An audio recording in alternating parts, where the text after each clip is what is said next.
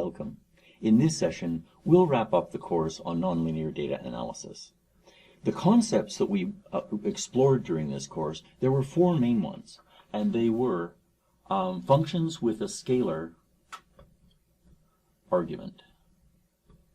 And that's where we began, and what we did was we originally used some calculus to do this, and then we did some fairly simple calculations. So a scalar argument is where we got the idea of a minimizer and of a search direction and a search amount that we, step size that we needed to use.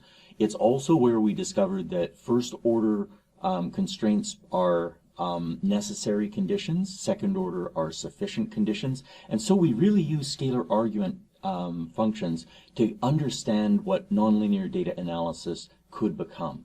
Then we got into its main use, which is with a vector argument. So a function with a vector argument, that's where we discovered high nonlinearities, where we discovered the difference between local and global minimizers. We were able to take a simple neural network and formulate it as a single function that had a vector argument, where that vector represented the weights in a neural network.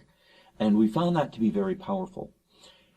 Then we looked at constraints. And the way that we looked at that was, we said, what does it mean to try to find a minimizer subject to certain conditions or constraints? And these are something that occur very, very often in the real world. Now, it turns out that there are a lot of advanced techniques that we could look at, for example, in a graduate course, where what we try to do is take these constraints and cleverly reformulate them into unconstrained optimization. But what we did was we looked at problems that had equality constraints and inequality constraints. And another key concept for us was the dual formulation. And this was very powerful. It doesn't always work, but when it works spectacularly well. And that was something that we found was really, really useful in this course. The next thing that we looked at were some of the methods. And so the main method that we had was search. We said that for problems with a scalar argument and a vector argument, we're going to turn them into problems of search. And in the vector case in particular, what we did, we had direction and we had step size. And the idea for direction was we originally looked at the direction of steepest descent, and when we had that direction of steepest descent, we then asked the user to give us a step size. So that was fixed step size, steepest descent. We realized that we could take the idea from the scalar argument and apply it here, and that would give us backtracking. We looked at Armijo backtracking, but there are lots of other backtracking methods. And what this was an automated way to try to calculate that step size. So let's write that down, is automated step size. And that was a really important method that got us around quite a few problems. The other method that we used, which we can now appreciate in hindsight, was we formed linear models. That is, simple first-order linear models of complicated functions. And when we used these linear models, although they weren't very accurate, because they were put within a search paradigm, we had them inside an iteration, and that meant that the error of the linear approximation sort of got washed out in the process of the search.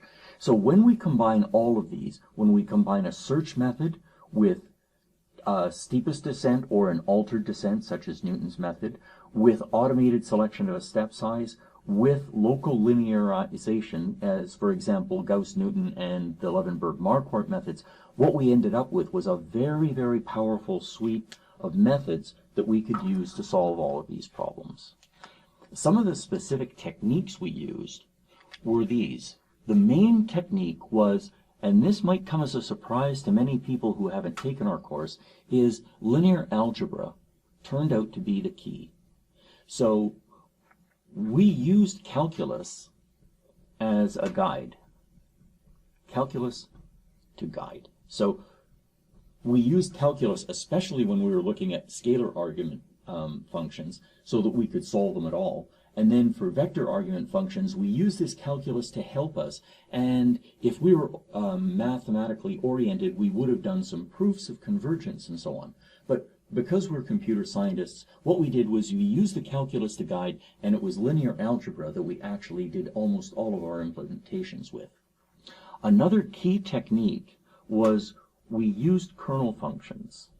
And the idea behind a kernel function is we could take some data and we could embed it in a higher dimensional space and take its inherent nonlinearity and spread that out if we were clever with our selection, and then it would become a linear separation problem, and we could then go backwards. So these kernel functions let us do these computations. We never actually calculate the embedding. What we do is we calculate a function that's related to it, and those kernel functions let us solve problems that we couldn't solve easily otherwise.